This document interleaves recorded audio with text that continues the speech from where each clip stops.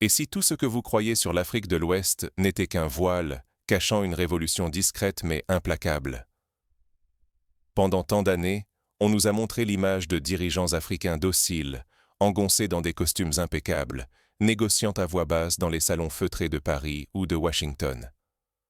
La légitimité semblait ne naître qu'à l'ombre des grandes puissances, jamais à la lumière des rues africaines. Pourtant, cette image est celle que l'on a voulu nous imposer, celle d'une Afrique toujours dépendante, toujours à la remorque, incapable de tracer sa propre voie. Mais derrière ce rideau bien cousu, la réalité bouillonne, attend son heure. Et aujourd'hui, cette heure a sonné. Un homme va briser ce scénario. Ibrahim Traoré, simple capitaine du Burkina Faso, surgit à 34 ans, sans costume ni cravate. Il porte le treillis, le béret rouge, les bottes marquées par la poussière. Son langage, c'est celui du peuple, direct, rugueux, ancré dans la réalité du quotidien. Son apparition n'est pas un simple accident de l'histoire. C'est la conséquence d'un long processus, d'un ras-le-bol partagé par des millions de femmes et d'hommes. Traoré, c'est l'enfant d'une colère ancienne, celle qui couvait sous la cendre depuis au moins 6 décennies, depuis les premiers drapeaux hissés sur les nouveaux États africains. Son message fait l'effet d'un choc. Il parle de dignité comme d'une urgence, de souveraineté comme d'un droit inaliénable. Pour lui, la survie du Burkina Faso et de l'Afrique entière passe par une rupture totale. Comment un continent aussi riche peut-il rester aussi pauvre ? Demande-t-il, brisant des décennies de récits imposés. Traoré ne se contente pas de remplacer un gouvernement. Il pose la seule question qui compte. Qui décide vraiment du destin d'une nation ? Le peuple ou les puissances étrangères ? Cette rupture, à la fois silencieuse et foudroyante, marque un moment charnière. Elle propose une nouvelle définition de la légitimité, enracinée dans le quotidien des citoyens, pas dans les salons occidentaux. Ce qui se joue ici dépasse largement la politique. C'est la bataille pour le contrôle des richesses, la reconquête de la dignité, le retour à une indépendance réelle. Ignorer ce changement, c'est risquer de manquer le tournant d'une génération entière et condamner l'Afrique à revivre les mêmes défaites. Prenons un exemple concret. Pendant de nombreuses années, l'or du Burkina Faso quittait le pays sous escorte étrangère, tandis que dans les villages environnants, des enfants manquaient d'eau potable et d'électricité. Les chiffres sont édifiants. Sur 100 kg d'or extrait, à peine un seul kilogramme profitait à la population locale. Ce paradoxe a longtemps été accepté comme une fatalité. Aujourd'hui, ce sont ces injustices qui sont remises en cause. Mais comment en est-on arrivé là ? Pour comprendre l'ampleur de ce basculement, il faut d'abord remonter le fil du Sahel, juste avant la tempête. Avant de comprendre l'onde de choc provoquée par Traoré, il faut explorer le contexte qui a rendu possible ce surgissement. Retour sur une région à la veille de l'embrasement. Avant que l'orage n'éclate, un silence épais étouffait l'Afrique de l'Ouest, celui d'un peuple pillé, usé, résigné à l'injustice. Des décennies de conflits et de trahisons avaient laissé la région couverte de cicatrices. Les promesses s'étaient envolées, mais la misère, elle, s'était enracinée plus profond que jamais. Les ressources du sous-sol, or, coton, uranium, franchissèrent les frontières, mais rien ne revenait aux enfants de cette terre. Sous prétexte d'aide ou de sécurité, les ingérences étrangères n'avaient fait qu'alimenter la frustration. Des milliers de soldats venus de loin, censés protéger, n'ont jamais empêché les villages de brûler ni les familles de fuir. À mesure que la peur s'installait, la présence militaire étrangère, loin de rassurer, semblait prolonger l'ombre du passé colonial. Les preuves de cet échec étaient partout. Des villages rayés de la carte, des routes désertes, des commerces fermés, et surtout, ce sentiment que le lendemain n'arriverait jamais. Même la boulangerie du quartier, son enseigne à 2 mains pendante, est restée close, symbole d'un espoir à bout de souffle. Cette boulangerie, installée depuis plus de 40 ans, était un lieu de rassemblement pour le quartier. Elle avait traversé les sécheresses, les changements de régime, les crises économiques. Mais l'arrivée de la misère, l'insécurité croissante et l'exode rural ont eu raison d'elle. Ce quotidien brisé, c'est celui de millions de familles dans tout le Sahel. Dans ce décor, une question a surgi, portée par la voix d'Ibrahim Traoré. Pourquoi, alors que l'Afrique regorge de richesses, ces peuples vivent-ils dans la pauvreté? Pourquoi la dignité et la sécurité semblent-elles le privilège d'autres continents, alors que la terre africaine nourrit la planète entière? Ce questionnement n'a pas tardé à franchir les frontières. Peu à peu, la résignation s'est muée en colère, puis en volonté de changement. Les débats ont quitté les salons feutrés de la capitale pour gagner les marchés, les radios communautaires, les rassemblements sous les arbres. Refuser de voir ce contexte, c'est rester prisonnier du récit officiel, celui du statu quo, du fatalisme et de la dépendance imposée.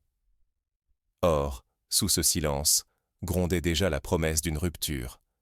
Chaque citoyen comprenait qu'il pouvait devenir acteur de son destin. Le cas du Burkina Faso n'est pas une exception isolée. Au Niger, au Mali, au Tchad, les mêmes dynamiques sont à l'œuvre. Des jeunes diplômés sans emploi, des agriculteurs ruinés par la concurrence étrangère, des familles déplacées par les conflits armés, tous portent la marque de décennies de politiques dictées de l'extérieur. À chaque élection, l'espoir renaît, mais le lendemain, les promesses s'effacent dans la poussière. Mais comment ce tournant s'est-il imposé, et pourquoi la figure d'Ibrahim Traoré a-t-elle cristallisé tant d'espoir et de peur? Pour le comprendre, il faut plonger au cœur d'un pays à la croisée des chemins. Deux hommes, deux trajectoires qui s'opposent. Un fils du peuple, un fils du pouvoir. Mais qui, des deux, porte réellement l'avenir d'un continent tout entier? D'un côté, Mouhouzi. Héritier d'une lignée patricienne, il incarne l'ordre ancien, une Afrique façonnée par des compromis séculaires avec l'Occident, où le pouvoir se transmet de main en main, à l'abri des regards. Son atout? L'influence internationale, les réseaux tissés dans les coulisses des capitales étrangères, là où tout se décide sans bruit. Face à lui, Traoré. Soldat forgé par le terrain, visage de la jeunesse brûlante et de la colère populaire, il défie les codes de l'élite à main nue. Il ne promet pas la rupture, il la fait vivre. Sa parole rallie celle que l'on croyait éteinte. Ses actes font vibrer les foules bien au-delà des frontières du Burkina Faso. Cette opposition rappelle celle entre Patrice Lumumba et Joseph Kasavubu dans le Congo des années 60, ou encore entre Thomas Sankara et Blaise Compaoré. À chaque fois, un homme du peuple s'élève contre les intérêts établis, porte les espoirs populaires et affronte les résistances des puissances extérieures. Ces figures charismatiques, trop souvent écartées, laissent derrière elles des graines de révolte qui finissent par germer. La confrontation est inévitable. Sur les plateaux de télévision, dans la presse internationale, diplomates et experts s'empoignent. L'ordre établi vacille, tandis que les regards occidentaux se font plus pressants, oscillant entre la peur et l'intimidation. Mais très vite, la révolution quitte les salons parisiens et les studios de Bamako. Dans les rues de Ouagadougou, Bamako, Niamey, jusqu'à Kampala, la contestation s'enracine dans le quotidien. Écoles qui rouvrent, marchés qui résistent, artistes qui chantent l'émancipation. Une culture neuve de l'indépendance prend racine, indifférente aux vieilles frontières et aux injonctions venues d'ailleurs. Prenons l'exemple des écoles. À Ouagadougou, des enseignants bénévoles, soutenus par des associations locales, réinventent l'apprentissage. Ils privilégient les langues locales, l'histoire africaine, les savoir-faire traditionnels. Cette réappropriation de l'éducation, c'est le début d'une nouvelle souveraineté culturelle. Dans l'ombre, les ripostes s'organisent. Les menaces de sanctions planent, les vieilles recettes de pressions économiques et judiciaires ressurgissent. Sous couvert de défendre la légalité internationale, c'est la peur d'une Afrique redevenue souveraine qui s'exprime. Un autre front s'ouvre, celui de l'Alliance du Sahel. Une coalition inédite émerge, tissant un pacte de solidarité entre États décidés à briser les chaînes de la dépendance et à bâtir leur propre avenir, ensemble. Cette alliance rappelle la tentative de la Fédération du Mali au début des années 60, ou encore les rêves panafricains de Kwame Nkrumah au Ghana. À l'époque, l'ambition était de créer une force économique et politique capable de rivaliser avec les blocs occidentaux. Aujourd'hui, la donne a changé, mais l'enjeu reste le même, reprendre le contrôle du destin africain. Pourtant, à chaque avancée, pèse une menace. Voir l'étincelle étouffée par les sanctions, les manipulations ou un retour brutal des puissances étrangères. Car derrière les slogans et les réformes se joue bien plus qu'un changement de régime. L'Afrique choisit-elle enfin d'écrire sa propre histoire ou retombera-t-elle sous le joug d'intérêts extérieurs? Regardons ce qui s'est passé au Zimbabwe à l'époque de Robert Mugabe ou en Iran après la révolution islamique. Chaque tentative d'émancipation s'est heurtée à des embargos, des campagnes de dénigrement, des divisions internes attisées de l'extérieur. Pourtant, ces expériences, malgré leurs échecs et leurs dérives, ont laissé une leçon. La souveraineté a un prix. Pour l'instant, le vent du changement souffle, incertain, mais irrésistible. Mais comment la rue, la jeunesse et les travailleurs pèseront-ils sur la destinée de tout un continent? Ici, chaque geste compte, chaque voix pèse. Car à l'échelle du continent, un simple pas en avant peut bouleverser des siècles d'équilibre. Quand le vent change, la poussière du Sahel ne cache plus rien. La vérité remonte à la surface et la peur change de camp. Dans les rues, sur les terres, jusque dans les écoles neuves, une Afrique différente plante ses racines. Ici, la souveraineté ne se proclame pas, elle se vit. Elle se mesure à la boue sur les bottes, au sourire des enfants qui apprennent enfin dans la langue de leurs ancêtres. La dignité se reconquiert, geste après geste, mot après mot. Des actes concrets jalonnent le sol. Une quarantaine d'écoles surgissent là où, hier encore, il n'y avait qu'attente et silence. Les terres autrefois accaparées refleurissent, nourrissant à nouveau les villages. Les richesses, désormais réorientées, servent l'éducation, l'agriculture, la santé, plus les comptes bancaires à Genève ou à Paris.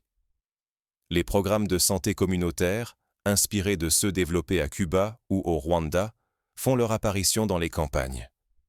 Des infirmières formées localement, des dispensaires mobiles, des campagnes de vaccination gratuites. Petit à petit, la santé redevient un bien public. Le mandat d'arrêt international, agité comme une épée de Damoclès, n'a pas affaibli la légitimité intérieure. Il a même renforcé la dynamique inattendue. Chaque menace venue de l'extérieur rassemble davantage autour d'un même projet. La jeunesse, longtemps spectatrice, se lève et s'engage. Des millions de mains bâtissent, des voix réclament des outils nouveaux pour défendre, cultiver, s'instruire. C'est une rupture profonde.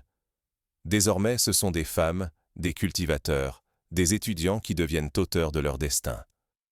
Sur les marchés comme dans les universités, le discours change. On ne parle plus seulement de survivre, mais de bâtir l'avenir. Le sentiment d'impuissance recule à mesure qu'émerge une conscience collective. Il est possible de changer le cours des choses. Les vieilles alliances vacillent. L'Union africaine tente d'imposer ses limites, maladroitement. Le Fonds monétaire international brandit la menace de l'isolement. Mais ces institutions, hier toutes puissantes, semblent soudain incapables d'arrêter la vague. Ici, chaque sanction nourrit un peu plus la soif d'autonomie. Bien sûr, le risque d'isolement international demeure réel. Mais, pour la première fois depuis plus de 30 ans, le choix appartient aux habitants du Sahel. Prendre la mauvaise voie, céder à la dépendance et aux promesses creuses, ce serait effacer l'espoir et perdre le respect si chèrement gagné. Mais saisir ce moment, c'est entr'ouvrir la porte à une ère d'émancipation et, peut-être, de prospérité durable. Mais au fond, qu'est-ce qui rend cette résilience possible? Sur quelle force invisible s'appuie ce Burkina Faso nouveau? Et quelles leçons peut-on en tirer, pour l'Afrique comme pour le reste du monde? Derrière chaque victoire visible, il y a des ressorts profonds, peu perceptibles à l'œil nu. Pour comprendre ce bouleversement, il faut plonger dans la matrice sociale, culturelle et émotionnelle d'un peuple qui refuse de se soumettre. Leçon d'un capitaine. La souveraineté ne se proclame pas, elle s'éprouve chaque jour. Ce que montre Ibrahim Traoré, c'est qu'un vrai leadership ne s'impose ni par de grands discours, ni par des uniformes impeccables. Il s'incarne dans la constance de l'exemple, la proximité avec les citoyens, la simplicité assumée et l'intégrité face à la tentation. Ce sont ces choix qui rallument la confiance et réveillent la fierté d'un peuple. Première étape de cette révolution silencieuse. Reprendre possession des richesses nationales. Au Burkina Faso, les ressources autrefois captées par des puissances lointaines servent à reconstruire des routes, ravitailler des écoles et renforcer la production agricole locale. Désormais, la redistribution s'opère à l'échelle du quartier et du village. Chacun peut constater, toucher, mesurer la transformation. Mais la souveraineté ne se limite pas à l'économie. Elle se tisse dans l'organisation populaire. Des comités de vigilance, des assemblées citoyennes, des brigades d'entraide voient le jour pour protéger la sécurité et rebâtir ce que des décennies de négligence ont détruit. Le peuple n'est plus spectateur, il devient acteur de son avenir. Un autre pilier se révèle incontournable, éducation et agriculture. Ibrahim Traoré martèle qu'aucun pays dépendant pour nourrir ses enfants ou former ses esprits ne pourra s'affranchir durablement. L'autonomie réelle prend racine dans la salle de classe et le champ, là où s'apprennent la pensée, la production et la transmission de l'expérience locale. Des exemples concrets abondent. Dans la région de Bobo-Dioulasso, des coopératives agricoles s'organisent pour remplacer les importations de riz par une production locale, plus écologique et plus rentable. Les marchés regorgent à nouveau de produits du terroir, igname, mil, arachides, bananes plantain. Cette renaissance agricole s'accompagne d'une revalorisation du savoir-faire paysan et d'un retour en force des semences locales, résistantes aux sécheresses. Dans cette nouvelle ère, la loyauté des alliances internationales se fait incertaine. Les grandes puissances avancent ou reculent, selon leurs intérêts du moment. La seule assurance de stabilité, c'est la confiance du peuple, gagnée chaque jour par des actes concrets et des résultats palpables. Ainsi naît une légitimité nouvelle. Elle ne se décrète pas dans les salons étrangers, elle se construit à chaque route achevée, chaque récolte améliorée, chaque enfant protégé. Le respect ne s'achète plus, il se mérite, pas à pas. Cette leçon dépasse les frontières du Burkina Faso. Partout où l'histoire se joue entre soumission et sursaut, chaque peuple a le choix de reprendre sa destinée en main. Mais ignorer ces leçons, c'est risquer de répéter les mêmes erreurs, de laisser passer une chance unique de progrès et de dignité. Pourtant, aucune transformation n'est sans obstacle. Le chemin vers une souveraineté authentique affronte des résistances, des menaces extérieures et des doutes internes. Évoquons ici le souvenir de la Guinée de Sékou Touré, qui, en 1958, avait dit non à la France. Cette indépendance-là lui coûta cher. Embargo, isolement, sabotage. Mais malgré les souffrances, la fierté d'avoir choisi sa voie demeure encore aujourd'hui dans la mémoire collective. Ce sont ces choix courageux qui forgent la véritable indépendance. Une révolution ne se raconte pas, elle se vit, s'incarne, se transmet. Dans l'histoire, il n'existe ni public ni spectateur, seulement des absents ou des femmes et des hommes qui prennent position. Depuis le Burkina Faso, Ibrahim Traoré a lancé plus qu'un simple appel. Il a fissuré le plafond d'un ordre ancien, rappelant à tous que la souveraineté ne se mendie pas. Elle se conquiert, elle se défend, génération après génération, au prix de l'effort et du courage collectif. Ce geste n'est pas qu'un épisode africain. C'est une alerte pour celles et ceux qui, un jour, ont cru l'avenir dicté ailleurs. Car le futur ne se décide pas dans des palais lointains, mais dans la poussière, la sueur et l'espoir de millions de personnes ordinaires, debout sur leur propre sol.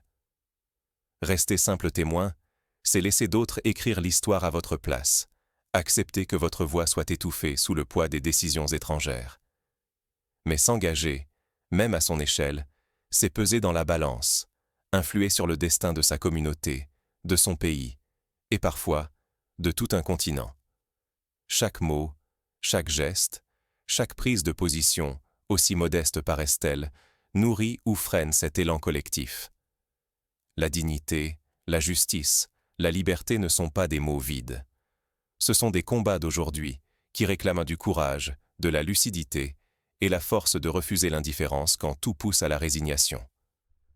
Pour agir concrètement, il n'est pas nécessaire d'occuper un haut poste. Il suffit de s'impliquer, localement, dans une association, une coopérative, un comité de quartier. C'est en multipliant ces petites actions que l'on bâtit des sociétés résilientes. Les exemples abondent. Des jeunes qui organisent des campagnes de reboisement, des femmes qui créent des mutuelles de santé, des agriculteurs qui s'unissent pour défendre leurs terres. La vraie question n'est plus de savoir si l'Afrique peut retrouver sa voie. Elle la retrouve déjà, pas à pas, dans le tumulte et l'obstination. Ce qui reste, c'est de choisir quel rôle chacun jouera dans ce récit, dans votre quartier, votre ville, votre pays. Subir l'histoire ou écrire la page suivante. Car chaque révolution commence dans l'ombre, silencieuse, avant d'éclater au grand jour. Et si demain, la lumière portait votre nom, que dirait-on de votre engagement? Merci d'avoir traversé ce moment charnière avec nous. Si ce récit vous a marqué, partagez, commentez, abonnez-vous. C'est ainsi que la flamme circule, de main en main, et que l'élan ne s'éteint jamais.